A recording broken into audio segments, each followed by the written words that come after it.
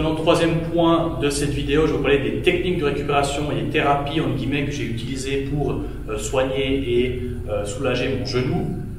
Donc premièrement, de mois à mois, je suis masseur, du coup j'ai pu appliquer un certain nombre de choses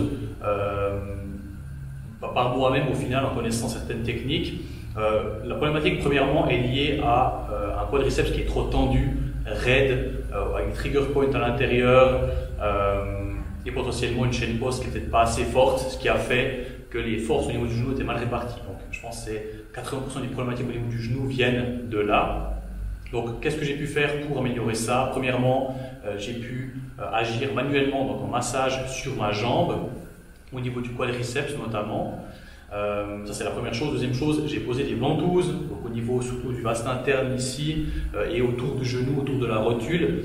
Vous aurez de toute façon dans la vidéo des images qui vont apparaître, donc vous verrez à quoi ça ressemble au final, comme ça vous pourrez vous imaginer un peu plus.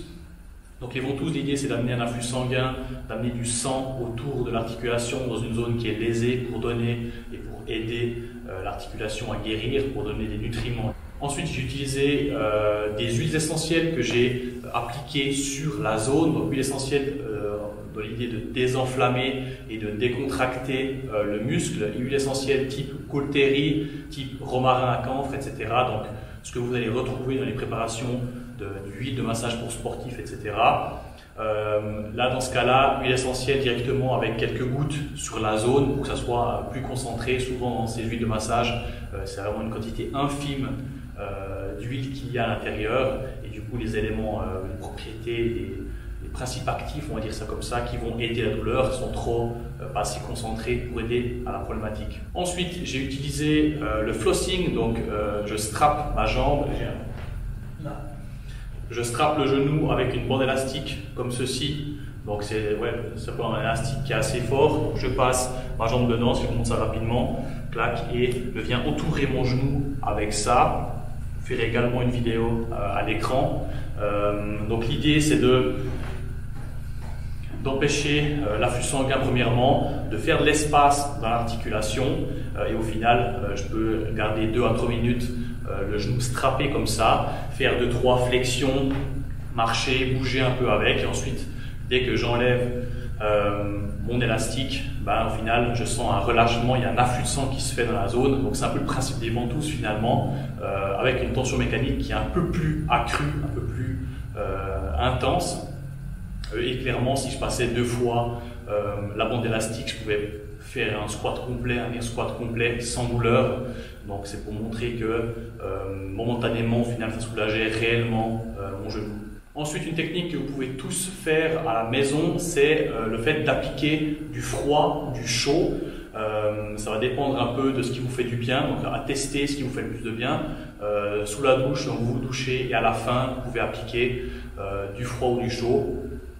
Personnellement, j'ai appliqué du froid, donc je mettais à fond le froid et je restais 3 à 5 minutes sur la zone, donc sur le genou, au niveau du quadriceps, derrière le genou, et ça a clairement soulagé à certains moments la douleur. En tout cas, ça a participé à réduire l'inflammation. Si vous êtes motivé, en tout cas ici en Suisse, on a un lac à côté de chez nous là, qui doit être à 5-6 degrés. Donc n'hésitez pas à aller tremper vos jambes dans le lac, pourquoi pas si vous êtes très motivé. En plus c'est tendance avec Wim Hof, etc. Donc soyons fous et pourquoi pas essayer aussi. Point suivant, je suis allé chez l'ostéo, donc ostéopathe. Là l'idée c'est vraiment de contrôler de manière très mécanique si le genou il n'y avait pas de lésion, donc au niveau ligamentaire, aucun problème. Contrôler la cheville en dessous, savoir s'il y a des limitations qui pouvaient faire que la mobilité de cheville est différente d'un côté et de l'autre. Au final, c'était OK. Donc c'était évidemment quelque chose qui m'a plus rassuré vu que je suis aussi un peu le champion pour faire les choses par moi-même et que ça m'a donné un avis extérieur qui m'a également rassuré un petit peu. Ensuite, je vais parler des automassages et du stretching qui ont été également essentiels à la récupération de mon genou. Automassage, j'ai un peu moins utilisé étant donné que je me massais moi-même au niveau du quadriceps. Si vous ne pouvez pas faire ça chez vous, vous pouvez évidemment utiliser un rouleau de massage. Donc, ils sont ici, un rouleau de massage, une balle de massage, pourquoi pas. Pour tout ce qui est autour du genou, ischio-jambier et fessier, pourquoi pas. Ou également un bâton de massage. Donc on vient juste masser au niveau du quadriceps et on va pétrir un peu ce quadriceps. Donc ça, si vous avez ça à disposition, n'hésitez pas à l'utiliser. Je pense que ça peut même être 2-3 fois par jour, ça peut clairement vous faire du bien. Vous verrez à l'écran maintenant ce que j'ai fait comme exercice au niveau automassage. Donc si vous avez encore une fois un robot à la maison, quoi que ce soit, n'hésitez pas à vous inspirer de ces exercices qui passent maintenant à l'écran, histoire encore une fois de faire circuler tout ça, et que si c'est dû à un quadriceps qui est trop tendu, ça va clairement aider à la récupération. Ensuite, au niveau du stretching, ça aussi, ça a vraiment été, ça a rentré dans le 80% des douleurs réduites grâce au stretching.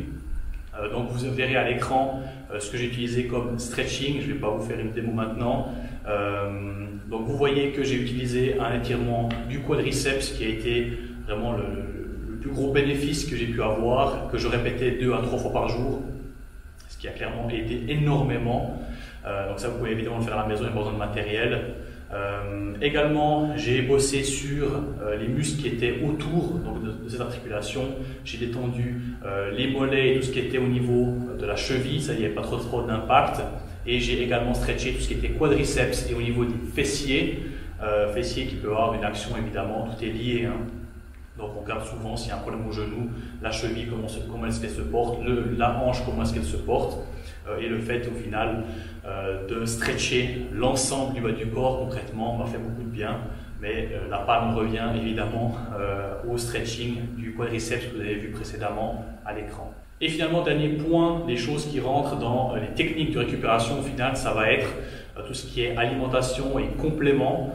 Je ne pourrais évidemment pas vous dire la part de l'impact ou l'impact qu'il y a eu sur la zone. Le fait est que c'est quelque chose qui peut évidemment aider, c'est de manger de manière entre guillemets anti-inflammatoire, donc d'éviter de manger trop de choses qui vont acidifier l'organisme. Donc pour donner une piste de réflexion pour ces aliments qui vont acidifier, on peut regarder du côté tout ce qui est protéiné au final. Il ne faudrait pas, je pense pas réduire, mais en tout cas, il faut être conscient que les protéines vont acidifier l'organisme.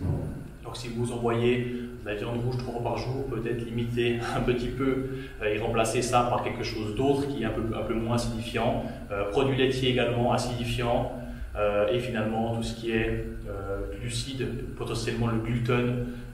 Je ne dis pas que c'est une réalité que le gluten soit inflammatoire chez tout le monde et problématique chez tout le monde. Le fait est que pourquoi ne pas essayer de réduire votre consommation de gluten, voire de supprimer quelques jours pour voir comment vous vous portez sans. Même chose avec les produits laitiers. Est-ce que si vous réduisez votre consommation de produits laitiers, est-ce que ça va vous aider ou non? Au final, c'est des tests à faire. Certaines personnes sont influencées, d'autres non, donc autant essayer et voir ce qui marche pour vous.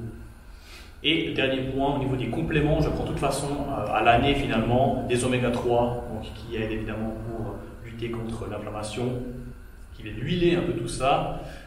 Ensuite, je prends du collagène qui est évidemment utile pour tout ce qui est enveloppe musculaire et articulation, et également de la chondroïtine, glucosamine, qui sont les composants finaux d'articulation de la capsule articulaire, et ça va évidemment, ça peut évidemment aider, en tout cas créer, j'ai envie de dire, un terrain propice à ce que le corps se répare et à ce que le corps ait tous les briques pour reconstruire ce qui était cassé.